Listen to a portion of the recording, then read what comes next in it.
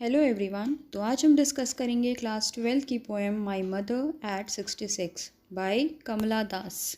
तो ये poem basically माँ और बेटी के बीच के बॉन्ड के बारे में है कि माँ और बेटी के बीच कैसा रिश्ता होता है।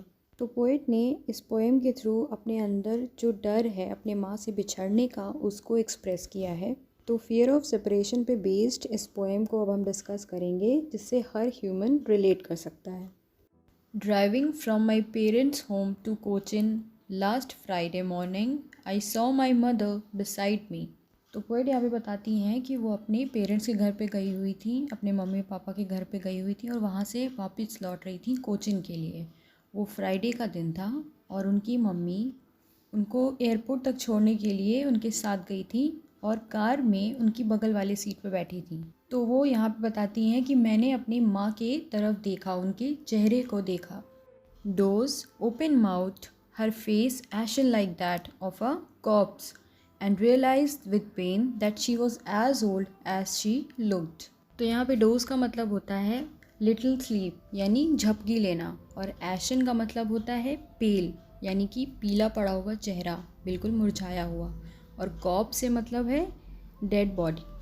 तो आगे पोएट बताती हैं कि जब उन्होंने अपने माँ के चेहरे को देखा तो वो सो रही थी और उनका मुंह खुला हुआ था, चेहरा बिल्कुल मुरझाया हुआ था और वो बिल्कुल एक डेड बॉडी की तरह लग रही थी। और उनको तब रियलाइज़ होता है कि उनकी माँ काफ़ी बूढ़ी हो गई हैं। But soon put that thought away and looked out at young trees sprinting.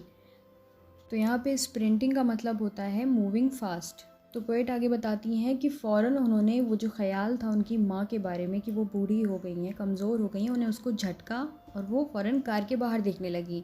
और वो बताती हैं कि ऐसा लग रहा था कि जो बाहर पेड़ थे वो भी उनके साथ चल रहे थे। द मेरी children spilling out of their homes. तो यहाँ पे वर्ड मेरी का मतलब होता है चीयरफुली। तो बहुत ही चीयरफुल बच्चे, बहुत ही लाइवली बच्चे अपने घरों से बाहर निकल रहे थे।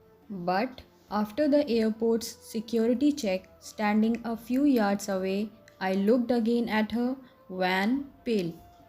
तो यहाँ पे वर्ड वैन का मतलब होता है वीक और पेल का मतलब होता है डल, कलरलेस। तो पोएट आगे बताती हैं कि वो जब एयरपोर्ट पहुँचती हैं और सिक्योरिटी चेक होने के बाद वो अपने माँ से कुछ दूरी पे खड़ी होती हैं, तो वो फिर अपने माँ की तरफ देखती हैं और सोचती हैं कि उनकी माँ कितनी कमज़ोर और कितनी पीली पड़ गई हैं, उनका चेहरा बिल्कुल डल हो गया है। As a late winter's moon and felt that old familiar ache, my childhood's fear, but all I said was, see you soon, Amma.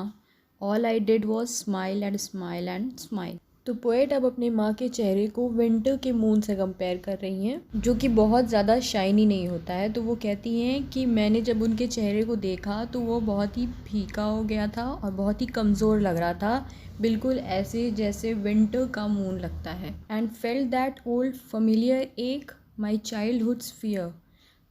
तो पोएट बताती हैं कि मुझे बिल्कुल वैसा ही लग रहा था जैसे बचपन में अपने माँ से बिछड़ने पे लगता था, बिल्कुल उसी तरह का दर्द हो रहा था। एक मतलब पेन, फमिलियर मतलब सिमिलर, मिलता जुलता।